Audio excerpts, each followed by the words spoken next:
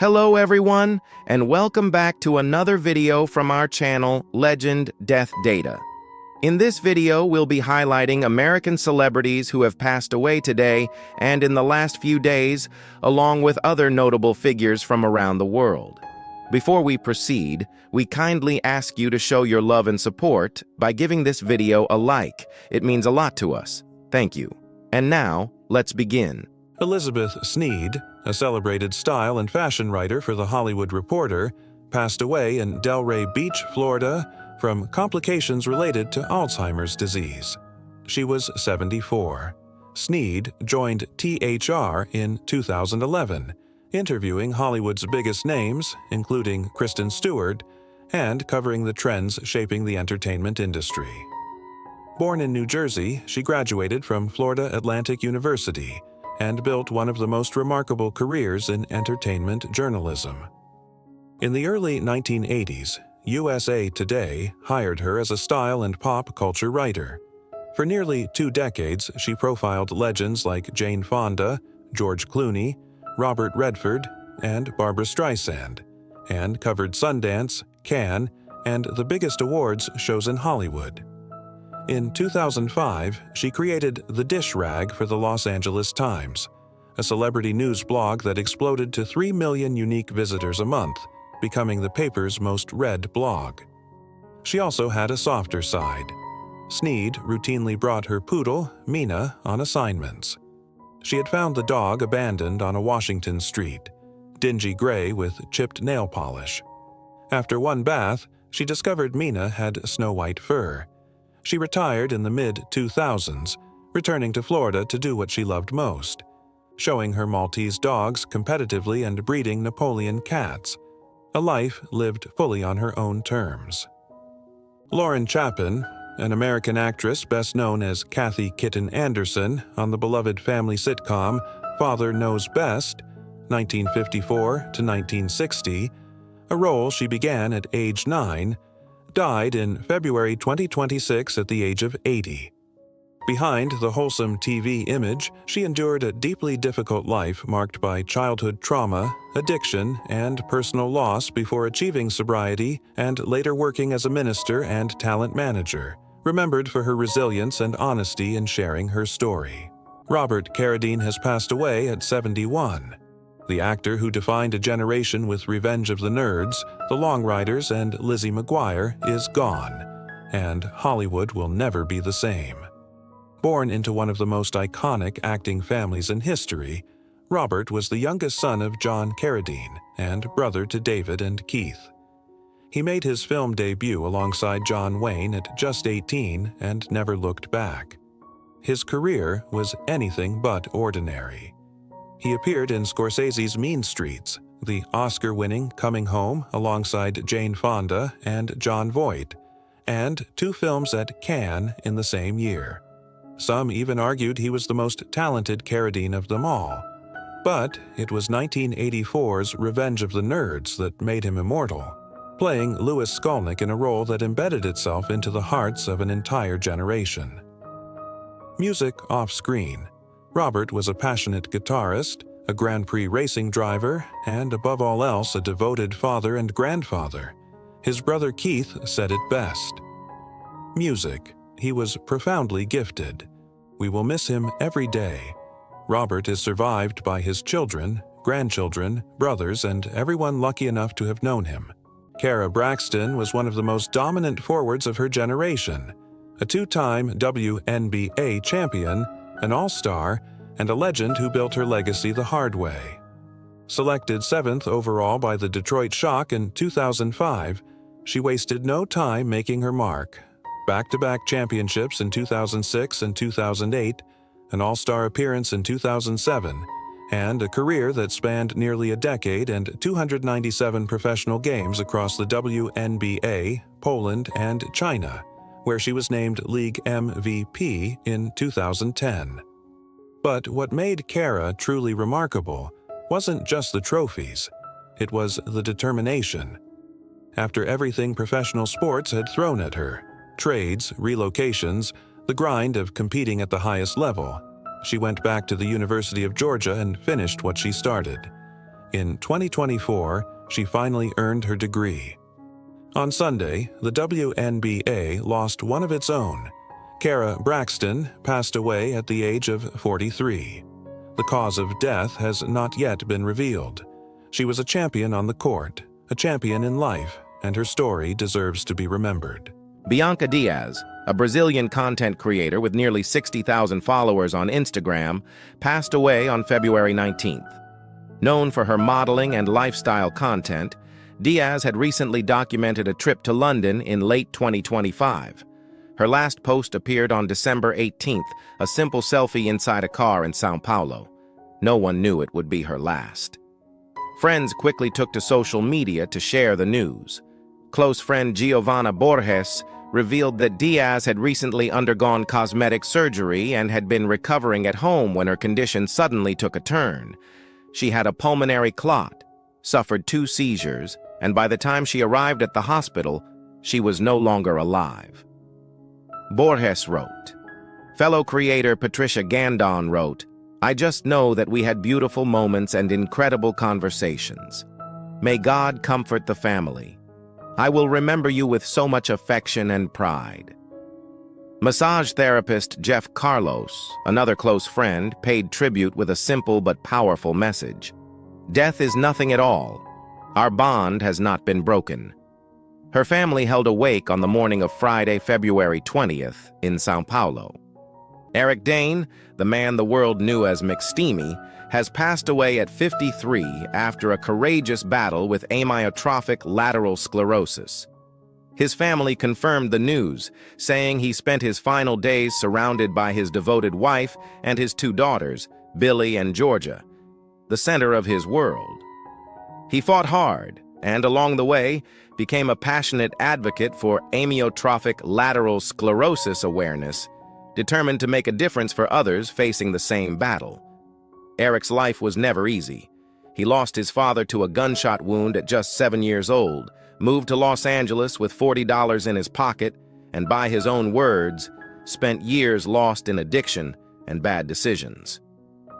But then came Grey's Anatomy, and everything changed. Dr. Mark Sloan turned Eric Dane into a global star.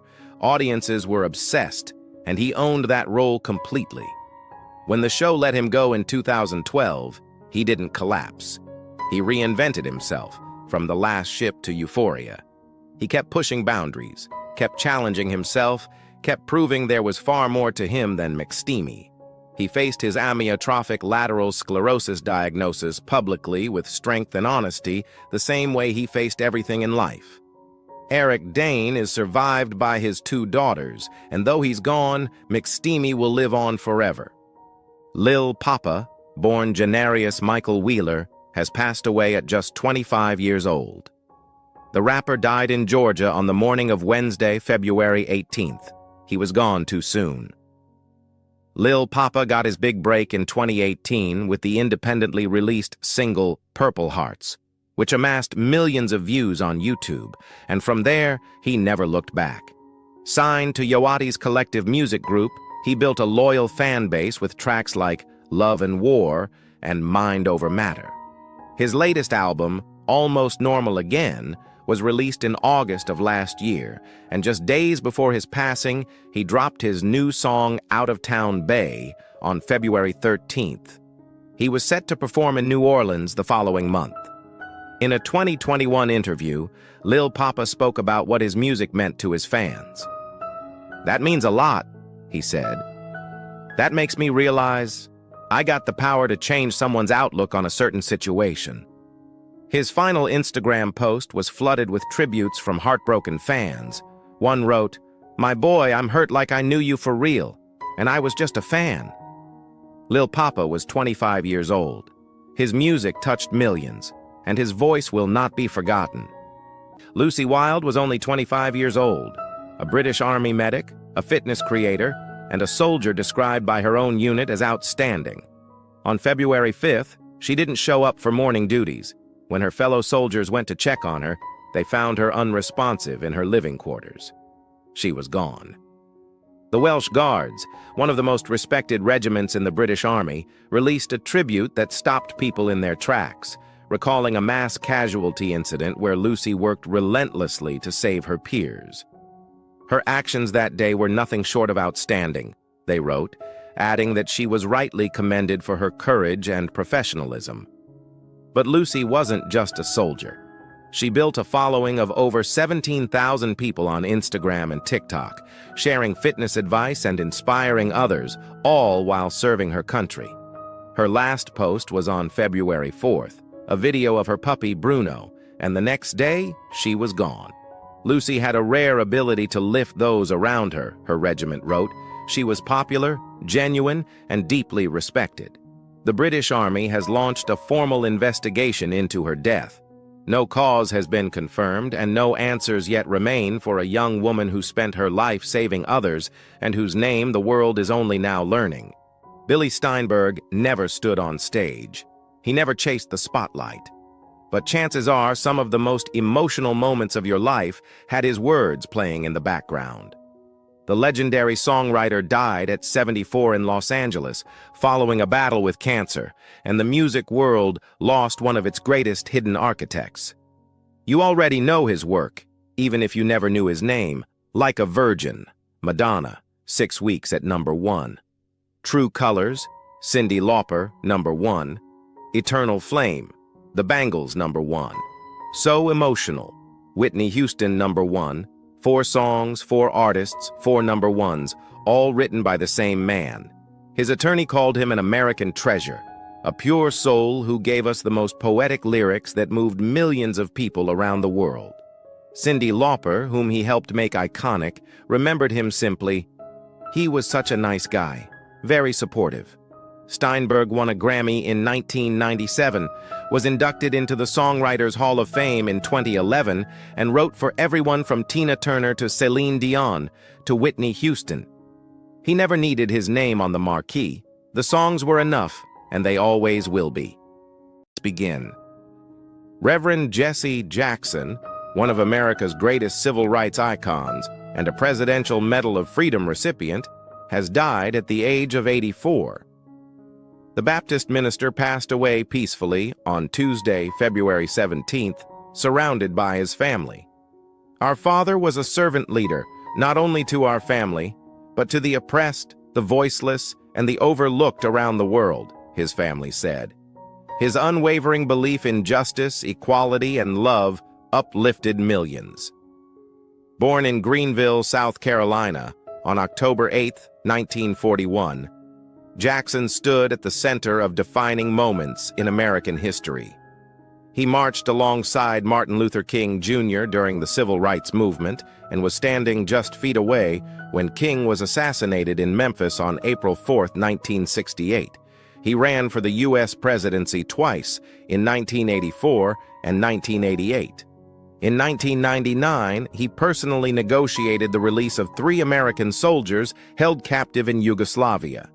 In 2000, President Bill Clinton awarded him the Presidential Medal of Freedom, praising his keen intellect and loving heart.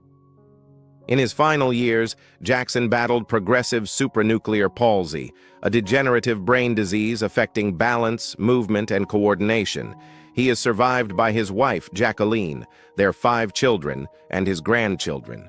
A full celebration of life will be announced by the Rainbow Push Coalition. Robert Duvall, one of Hollywood's greatest actors with a career spanning 70 years, has died at the age of 95.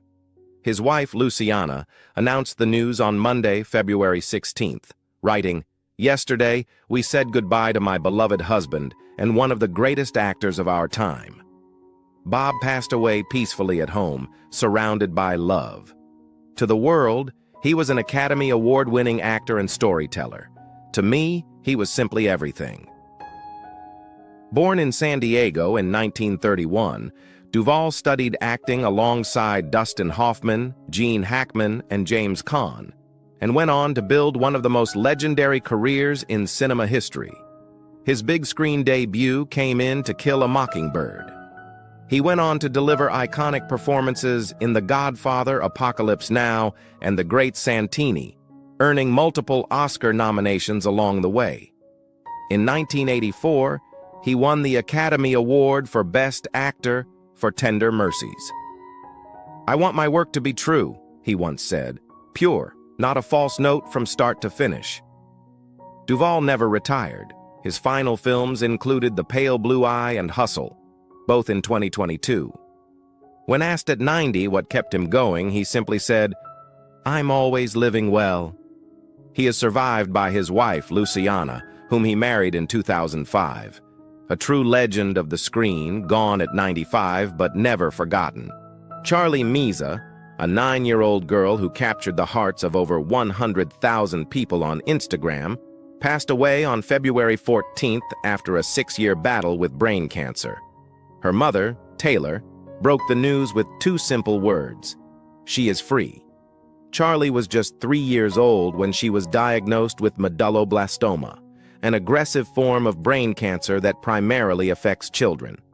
From that moment on, Taylor documented every step of her daughter's journey on Instagram under the name Cheering for Charlie, turning their family's fight into a story of love, faith, and unbreakable strength. As Charlie's condition worsened in late 2025, doctors told the family that an experimental drug trial, their last hope, was unlikely to work. Hoping to continue to defy all medical expectations, Taylor wrote in November, "Lean on God and not on my own logic and understanding." In January, Charlie was rushed to the hospital as her pain intensified. She spent over 2 weeks under medical supervision before entering home hospice care at the end of the month. "She's been significantly more restful and comfortable," Taylor shared just days before her daughter's passing. A GoFundMe opened by family friends to cover funeral costs raised over $94,000 in just days, a testament to how deeply Charlie touched the world. She was 9 years old and she will never be forgotten. Dana Eden, the acclaimed producer and co-creator of the hit Apple TV Plus series Tehran, has died at the age of 52. She was found in her hotel room in Athens, Greece, on Sunday, February 15th, while actively filming the show's 4th season. Apple TV Plus released a heartfelt statement. "We are deeply saddened by the loss of Dana Eden, an extraordinary producer and creative partner whose passion for storytelling made a lasting impact on audiences around the world. Dana's vision and leadership were instrumental in shaping Tehran into the globally acclaimed series it is today." Authorities have confirmed that an investigation into her death is currently underway. Greek police spokesperson Konstantina Demogou stated that evidence found at the scene appeared to rule out an initial theory about the cause of death. The production company also moved quickly to address public speculation, stating that rumors regarding a criminal or nationalistic-related death are not true and are unfounded. Security footage from the hotel is being reviewed, and hotel staff are being questioned. Eden had chosen Athens as a filming location due to its visual similarities to Tehran, Iran's capital, a creative decision that brought her there in her final days. Over her career, she produced more than 40 film and television projects. Israel's public broadcaster called her among the senior figures in Israel's television industry. She leaves behind a legacy that will shape Israeli television for years to come. Trey Johnson, former NFL offensive lineman for the Washington Commanders, has passed away at 54. His wife Irene announced on February 15th that he died suddenly during a family trip. Johnson leaves behind 4 children, Chloe, EJ, Ez, and Eden. He was known as a devoted father who attended every practice and game. Beyond his athletic career, Johnson loved French bulldogs and biking. He played for Washington and the Cleveland Browns during his NFL tenure. He was known for his durability and strength during his time in Washington. Irene wrote, "He loved the game and prided himself on his tremendous knowledge of it." After retiring from football, Johnson found his passion in education. He worked as a history teacher at Landon School in Bethesda, Maryland, where students and faculty admired him as a mentor. Washington drafted Johnson with the 31st pick in 1994 after his time at Temple University. He played with the team until 2001, spent 1 year in Cleveland, then returned to Washington for his final season in 2002. Johnson appeared in 93 regular season games with 72 starts during his career. "We're saddened to learn of the loss of former Washington All-Pro guard Trey Johnson. Our thoughts are with his family," the Commanders said in a statement. Timothy Barry, drummer for indie band Manchester Orchestra, has passed away at 42. The band announced Barry's passing on Instagram on Saturday, February 14th, sharing a photo of him performing on stage at sunset before a massive crowd. "The entire Manchester Orchestra family has been devastated by the sudden passing of our brother Timothy Barry," the band wrote. They described him as instantly likable, interacting with everyone through kindness and warmth. His infectious laugh made people feel welcomed and encouraged. His humor and energy formed the foundation of the entire Manchester Orchestra universe. He had an undeniable light that was only matched by his dedication and love for the craft he was clearly put on earth to do. The band shared that the only thing Tim loved more than creating music was being with his family. "You'd be pressed to find a more joyful dad." Barry joined the Atlanta-based Manchester Orchestra in 2010 after their former drummer departed. His drumming appeared on 3 studio albums: Cope, 2014, A Black Mile to the Surface, 2017, and The Million Masks of God, 2021, plus the 2023 EP The Valley of Vision. Barry called himself a songwriter's drummer in a 2022 podcast appearance. "I'm bringing something that isn't just drums and grooves, but understanding what a song should have to enhance it," he explained. "Leaving your mark on a song and feeling like it's better because I played on it, that's what I'm always hoping to reach." Shelley Desai, the Indian-born character actor known for his recurring roles on Men of a Certain Age and It's Always Sunny in Philadelphia, has passed away at 90. Desai portrayed Carlos, an employee at the party supply store owned by Ray Romano's character, in 14 episodes of the TNT drama Men of a Certain Age from 2009 to 2011, alongside Andre Braugher and Scott Bakula. He also played the landlord Hang, who rents a hotel room to Charlie and Frank, in 3 episodes of It's Always Sunny in Philadelphia from 2005 to 2016. Additionally, he voiced characters in 10 episodes of the Fox Kids show Where on Earth is Carmen Sandiego in 1994. Born in Bombay on December 3, 1935, Desai appeared in Broadway productions including Gandhi, 1970, and A Talent for Murder, 1981. His television credits include memorable appearances on ER, Ugly Betty, NYPD Blue, Friends, Star Trek, The Next Generation, Hill Street Blues, The A-Team, Curb Your Enthusiasm, and History of the World, Part 2.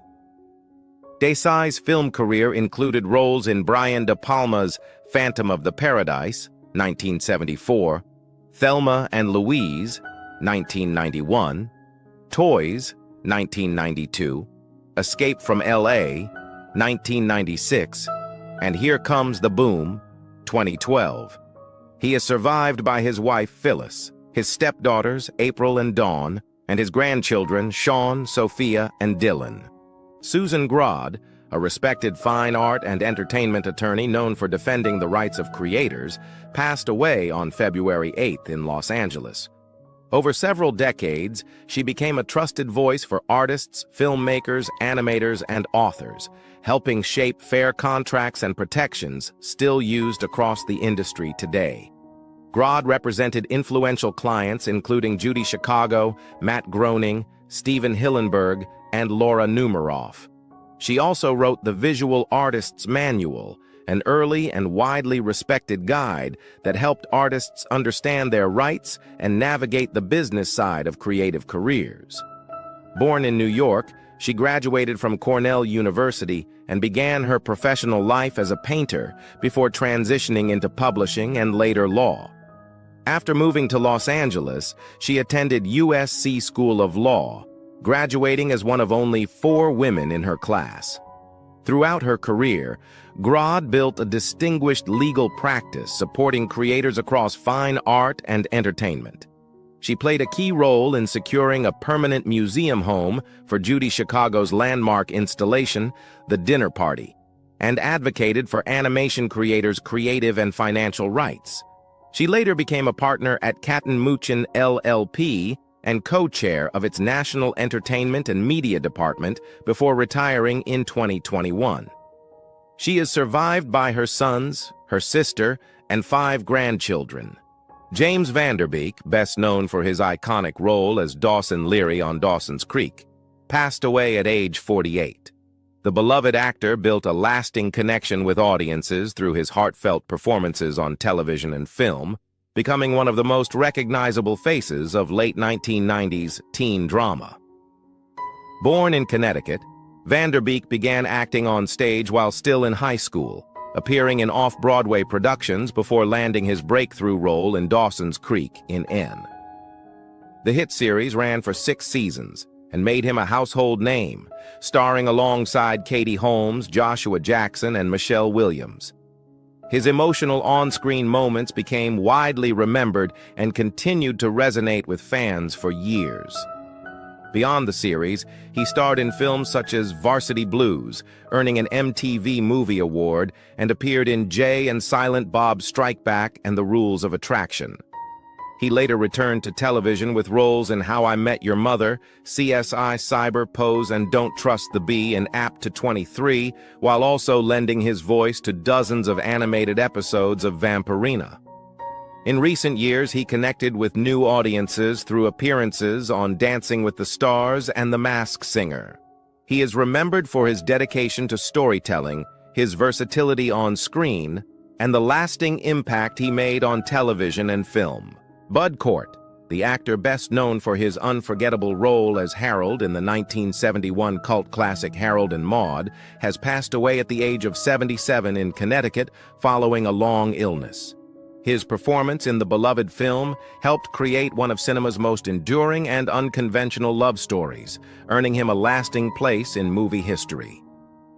Born Walter Edward Cox in Rye, New York, Cort developed an early passion for the arts and later moved to Los Angeles to pursue acting. He gained attention after being cast by director Robert Altman, first appearing in MASH before taking on a leading role in Brewster McCloud. His chemistry with Ruth Gordon in Harold and Maude turned the film into a timeless favorite that continues to resonate with audiences decades later. Cort went on to appear in numerous films and television projects including Dogma, Heat, Coyote Ugly, The Life Aquatic, and Pollock. He also lent his voice to the character Toyman in several animated DC series and co-wrote, directed, and starred in the 1991 film Ted and Venus. Despite facing major personal challenges after a serious car accident in 1979, he continued contributing to film and television with dedication and creativity. He is remembered for his distinctive presence, artistic spirit, and the unforgettable characters he brought to life on screen. Fred Smith, the influential bassist for the pioneering proto-punk band Television, has passed away at age 77. Known for his subtle yet powerful playing style, Smith helped shape the sound of one of New York's most important underground rock movements, leaving a lasting mark on generations of musicians and fans. Smith began his musical journey playing with Angel and the Snake, a group that later evolved into Blondie. In 1975, he joined Television, replacing Richard Hell and contributing to the band's distinctive sound during its most celebrated era. After the group's initial breakup in 1978, he remained active in music, collaborating with bandmates Tom Verlaine and Richard Lloyd, as well as artists including the Ramones, Willie Nile, and the Fleshtones. When Television reunited in 1992, Smith returned and continued touring with the band, reconnecting with audiences around the world. Fellow musicians often praised his melodic bass lines and understated style, describing him as an essential presence both on stage and behind the scenes. Beyond music, Smith and his wife Paula Sereno co-founded an artisanal winery in New York, blending creativity with a passion for craftsmanship. He is remembered for his musical influence, quiet dedication, and the timeless sound he helped create. Igor Yakovlevich Zolotvitsky, June 18, 1961 to January 14, 2026, was a respected Soviet and Russian actor, theater educator, television director, and presenter whose influence shaped generations of performers. From 2013 until his passing, he served as director of the Moscow Art Theater School, one of Russia's most prestigious artistic institutions. Over his career, he received multiple national honors, including the title of Honored Artist of the Russian Federation and the Figaro Prize, recognizing his lasting impact on Russian culture. Born in Tashkent, Zolotvitsky graduated from the Moscow Art Theater School in 1983 under renowned mentor Viktor Monyukov. Just a few years later, he returned as a professor, beginning a decades-long commitment to teaching and mentorship. Alongside his work in theater, he became a familiar face on Russian television, directing popular programs and hosting educational broadcasts that brought culture and learning to a wider audience. In addition to leading the Moscow Art Theater School, he also served as deputy artistic director of the Moscow Chekhov Art Theater, helping guide its creative vision during a pivotal period. Known for his dedication, discipline, and passion for the craft, Zolotvitsky was widely admired by students, colleagues, and audiences alike. He was married to actress and director Vera Karybina, and together they raised two sons who followed in their parents' footsteps, graduating from the Russian Institute of Theater Arts. Igor Zolotvitsky passed away in Moscow at the age of 64, leaving behind a powerful artistic legacy that continues to resonate on stage, on screen, and in classrooms across Russia. Scott Raymond Adams was an American cartoonist and author best known as the creator of the iconic Dilbert comic strip. With sharp humor and clever observation, he transformed everyday office life into relatable satire, capturing the frustrations, absurdities, and unspoken truths of corporate culture that resonated with millions of readers worldwide. Before Dilbert became a global phenomenon, Adams worked in several corporate jobs, quietly observing the routines and personalities that would later inspire his characters. When Dilbert launched in 1989, it struck a nerve. By the mid-1990s, the comic had spread across newspapers in the United States and beyond, allowing Adams to become a full-time cartoonist and turning his creation into one of the most recognizable workplace comics in history. As Dilbert grew, so did Adams's influence. He expanded the universe through best-selling books and collections, blending humor with insights into management, psychology, and human behavior. His writing spoke directly to office workers who felt seen for the first time, making the strip feel less like a joke and more like a mirror of modern work life. Born in Windham, New York, Adams showed artistic talent at an early age, drawing comics as a child and standing out academically as well. He later studied economics and earned an MBA, experiences that deeply shaped the business-savvy edge of his storytelling. Scott Adams remained creatively active for decades, and his legacy endures through Dilbert, a comic that permanently changed how the world laughs at work. Esther Thomas, known on social media as Sunshine, died on January 9th. Her family announced on Instagram, "We, the family of Esther Thomas aka Sunshine, with pain in our heart, regret to announce the sudden demise of our beloved sister and daughter," they wrote in a January 10th post. The statement noted that Thomas, who had a fibroid, suddenly passed away after undergoing surgery. "We are trying to put things in place so we could put her to rest," the statement concluded. Thomas maintained a following of nearly 500,000 across Instagram and Facebook. Known for comedic skit-style videos, she regularly collaborated with other Nigerian internet personalities, including Efimo Efeani Prosper, known online as Real Big Skills, Lucy Antem, and Jadera Madu. In a video uploaded after the news broke, Madhu explained that Thomas started experiencing stomach pain on December 28th, which worsened on January 1st, prompting her to be rushed to the hospital. After scans, Madhu continued, doctors determined that Thomas's fibroid had grown so large that they recommended she undergo an operation to remove it and relieve her pain. Even though Madhu says doctors told him her operation was successful, he believes she experienced complications and later died. He also appeared in shows including Punky Brewster, The Corner, and Just Our Luck. According to TMZ, the actor was found at his home in Duarte, California on Friday. Officers discovered his body around 5:40 p.m. after being called to the property. A cause of death has not yet been released. He is survived by his wife, Janet Carter. Carter's last appearance on screen was in 2023, when he played Cliff in 5 episodes of the sitcom Dave and featured in 3 episodes of The Company You Keep. Fans have been sharing their reactions. "Rest in peace, T-Bone," one said, referencing his character on The Steve Harvey Show. "Oh my gosh, I'm so shocked. Rest in peace, TK. I can't believe you're gone, bro. My condolences to all the family," another wrote on Carter's last Instagram post. The actor had shared a video of himself finding the way back on Netflix, which he appeared in alongside Ben Affleck. "Look what I found on Netflix. Good movie, The Way Back. TK veteran Carter by Ben Affleck," he wrote. The post is now filled with tributes. Roger Ewing, best known for his portrayal of Deputy Marshal Thad Greenwood on Gunsmoke, has passed away at 83. His family announced that Ewing died on December 18, 2025.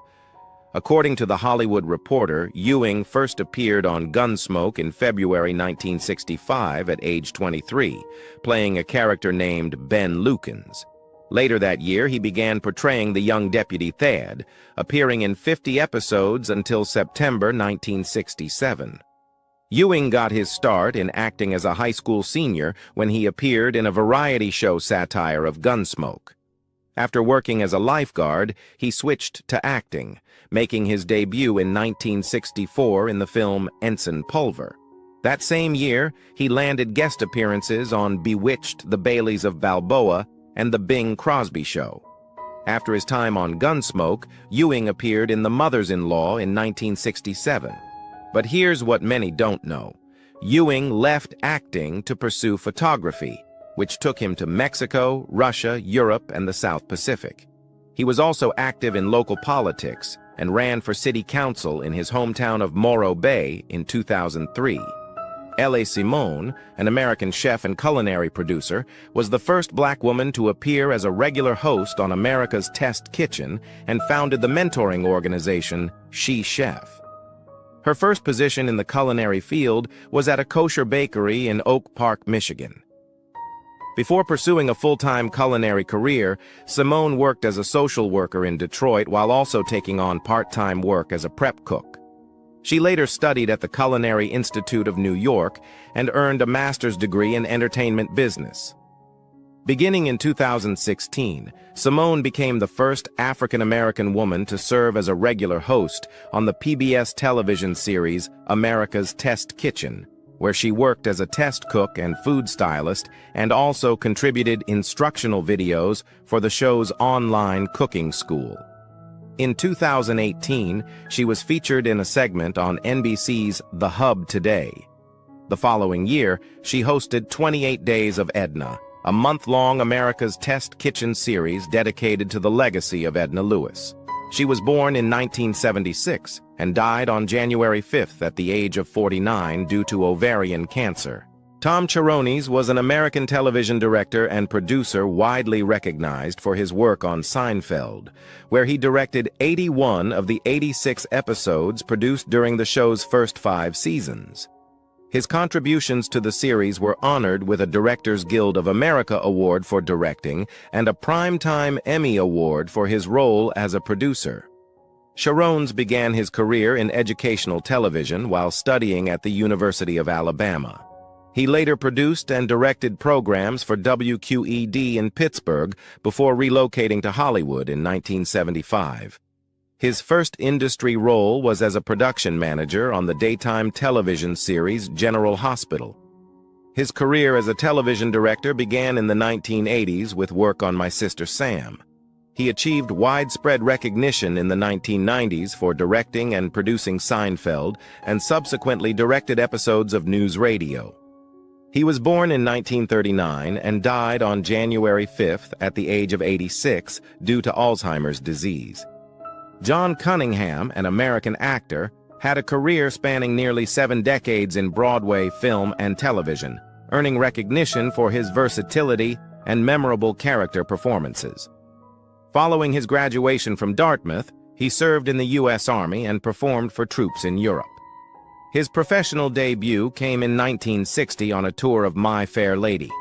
His Broadway credits include Cabaret, 1776 Company, Zorba, The Sisters Rosenzweig, and 6 Degrees of Separation.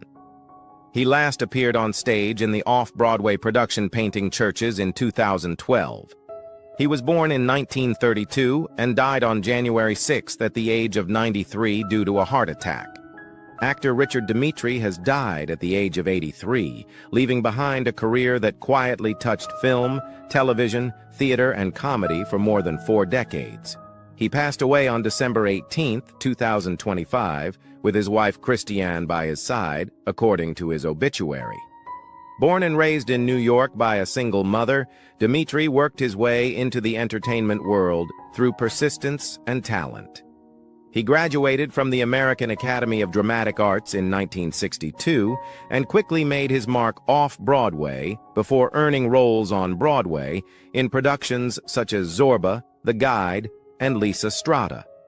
His path later led him to television, where he gained recognition, playing twins Bertram and Ronaldo on Mel Brooks' When Things Were Rotten, a role that brought him to Los Angeles in the mid-1970s. Dimitri went on to appear in notable films including Johnny Dangerously, Let It Ride, and The World's Greatest Lover, while also making guest appearances on popular shows like Hawaii Five-0, Starsky and Hutch, The Tracy Ullman Show, and Hearts of Fire. Known for his sharp timing and distinctive presence, he also performed stand-up at Los Angeles's famed Comedy Store. Despite being offered an opportunity to audition for the Vienna State Opera, he chose to remain focused on acting.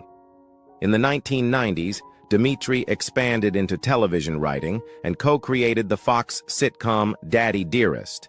Health challenges led him to retire from entertainment in 1998, after which he found new success as an art and antiques dealer, later opening a gallery with his wife in West Hollywood. He is survived by his wife of 26 years, Christiane. His legacy lives on through his work, his creativity, and the many lives he influenced both on and off the screen. Boston chef, food stylist, and television host L. Simone Scott has died at the age of 49, leaving behind a legacy that reshaped food media and inspired a generation of home cooks and creators. Her passing was confirmed by America's Test Kitchen, where she became one of the most recognizable and influential faces in the brand's history. Scott made history in 2016 as the first Black woman to become a regular on-air presence at America's Test Kitchen. But her impact went far beyond the Test Kitchen.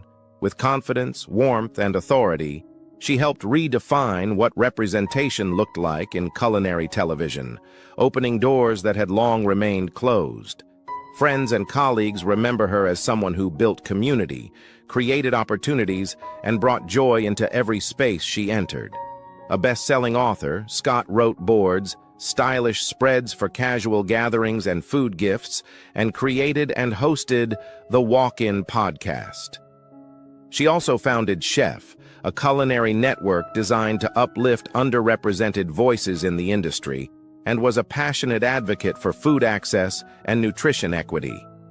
Scott often spoke about resilience, reinvention, and purpose. After losing her job and home during the 2008 recession, she chose to pursue cooking, the one thing that brought her peace. That decision led her to a career that changed lives, including her own. Diagnosed with ovarian cancer shortly after joining America's Test Kitchen, she continued to work, teach, and inspire, always focused on impact and legacy. L. Simone Scott's influence lives on in the kitchens, screens, and dreams of millions who saw themselves reflected in her work. Jim McBride, the legendary Nashville songwriter best known for co-writing Alan Jackson's iconic hit, Chattahoochee, has died at the age of 78. His passing was reported on January 6th, sending shockwaves through the country music community.